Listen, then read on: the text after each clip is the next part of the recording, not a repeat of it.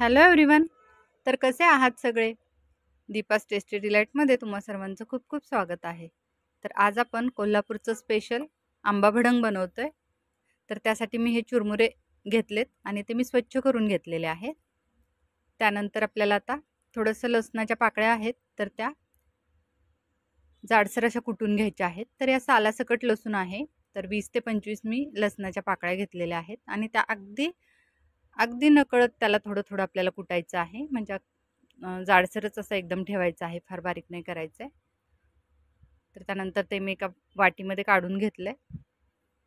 तर आता त्यासाठी मी एक वाटी शेंगदाणे घेतलेत, 2 ते 3 हिरव्या मिरच्या घेतलेत, कढीपत्ता घेतलेला आहे आणि त्यानंतर हे खोबरं आहे त्याचे काप करून घेतलेले आहेत. त्यानंतर आता आपल्याला हे चुरमुरे जे आहेत तर ते गॅसवर अगदी 1-2 मिनिट फक्त गरम करून घ्यायचे आहेत. का तर ते सादळलेले वगैरे असतील तर आपल्याला ते थोडे कुरकुरीत असे करून घ्यायचे आहेत. तर बघू शकता लगेच त्याचा असा छान असा चुरा झालेला आहे. तर आपले चुरमुरे छान असे शेकून झालेले आहेत. तर ते मी साईडला ठेवले. नंतर एका कढईमध्ये तेल गरम केलं आणि त्यामध्ये मी शेंगदाणे तळून घेते. तर आता हे शेंगदाण्याची क्वांटिटी तुम्ही तुमच्या आवडीनुसार कमी जास्त करू शकता. कोणाला जास्त शेंगदाणे आवडतात, कोणाला कमी. तर त्या हिशोबाने तुम्ही शेंगदाणे घालू शकता.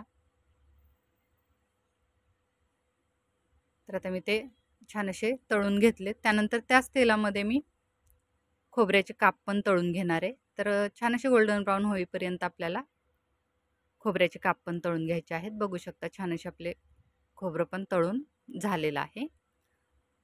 तर आता ते मी एक एक करत चुरमुऱ्यांवरच काढून घेणार आहे. त्यानंतर मी तेल थोडं कमी केलंय आणि नंतर त्या तेलामध्ये आपल्याला हा लसूण पण छान कुरकुरीत होईपर्यंत असा फ्राय करून घ्यायचा आहे. तर बघू शकता आता त्यालाही छान असा गोल्डन कलर आलेला आहे आणि आपला लसूण पण फ्राय झालेला आहे. तो मी काढून घेतला. त्यानंतर ह्या 2 ते 3 हिरव्या मिरच्या आहेत, तर त्यामध्येच एक मिरची लाल झालेली होती, तर ती मी मिरची घेतलेली आहे. तर त्याचे बारीक काप केलेले आहेत ते आपल्याला तळून चुरमुऱ्यांवर घालायचं आहे. तर बघू शकता मी शेंगदाणे, खोबरं, लसूण आणि मिरची हे छान असं तळून चुरमुऱ्यांवरच घेतलेलं आहे. त्यानंतर कढईमधलं एक्स्ट्राचं तेल काढून अगदी 2 चमचे मी तेल ठेवले. त्यावर घातलेला आहे हिंग आणि कढीपत्ता. तर हा कढीपत्ता मी थोडासा सुकवला होता घरामध्येच. त्यामुळे काय होतं तो कढीपत्ता छान असा कुरकुरीत राहतो भडंगमध्ये. म्हणून मग मी तो कढीपत्ता थोडासा सुकवून घेतलेला होता. तर कढीपत्ता छान तडतडला की नंतर गॅस मी बंद केलाय आणि बंद गॅसवर आपल्याला लाल मिरची पावडर ते मी 1 चमचा घातलाय मोठा. त्यानंतर हळद अर्धा चमचा आणि धनाजिरा पावडर अगदी पाव चमचा घातलेले आहे. तर आता ते सगळं छान असं थोडंसं भाजून झालं, कारण गॅस तर मी बंद केलेला होता, पण गरम तेलामध्येच ते छान भाजलं गेलं की नंतर आपण ते या भडंगवर घालून घेणार आहोत. सॉरी, चुरमुऱ्यांवर घालून घेणार आहोत. आणि आता हे सगळं आपल्याला छान असं मिक्स करून घ्यायचं आहे. तर मी चमच्याच्या साहाय्यानेच हे सगळं छान असं एकजीव करून घेते. तर बघू शकता आता सगळा मसाला आपल्या चुरमुऱ्यांना लागलेला आहे. आता त्यानंतर मी काय केले, एका मिक्सरच्या भांड्यामध्ये अर्धा चमचा मीठ घेतले, म्हणजे तुम्ही चवीनुसार घेऊ शकता. तर त्या चुरमुऱ्यांसाठी जेवढं लागेल तेवढं मीठ घेतलेलं आहे. त्यानंतर 1 चमचा साखर घेतलेली आहे आणि 2 चमचे हे भाजकी डाळ आहे किंवा फुटाण्याची डाळ म्हणतो आपण ती. तर ते सगळं आपल्याला मिक्सरला अगदी बारीक असं वाटून घ्यायचं आहे.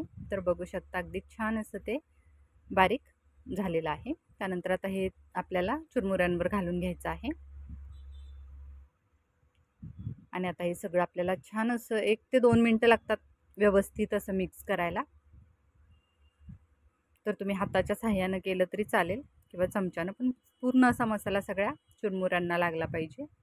तर अशा प्रकारे मी सगळं हे मिक्स करून घेतलेलं आहे आणि एवढं असं झटपट आणि खूप टेस्टी होणारं आपलं भडंग रेडी झालेलं आहे. तर मी आता ते प्लेटमध्ये काढून घेते.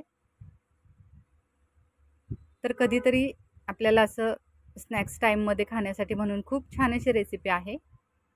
तर एकदा नक्की ट्राय करा, तुम्हालाही आवडेल. आणि ही कोल्हापुरी स्पेशल आंबा भडंगची रेसिपी तुम्हाला कशी वाटली ते मला नक्की सांगा. तसेच आपल्या चॅनलला कनेक्टेड राहा रेसिपी आवडत असतील तर लाईक शेअर आणि सबस्क्राईब करा. चला तर मग परत भेटू असंच. तोपर्यंत बाय बाय. थँक्यू.